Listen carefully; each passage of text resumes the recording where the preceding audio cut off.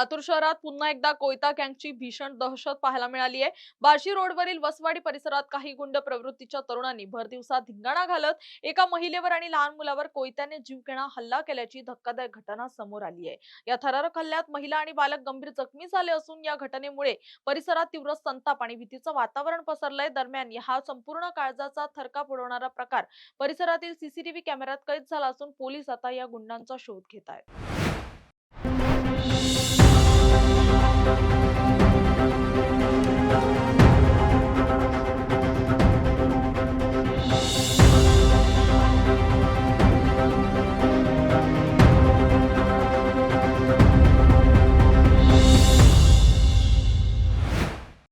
वसवाडी परिसरात भर दिवसा झालेल्या या राड्यामुळे लातूरमधील कायदा आणि सुव्यवस्थेचा प्रश्न पुन्हा एकदा ऐरणीवर आलाय। सीसीटीव्ही फुटेजमध्ये स्पष्टपणे दिसतंय की काही तरुण हातात धारदार कोयते घेऊन परिसरात दहशत निर्माण करत होते।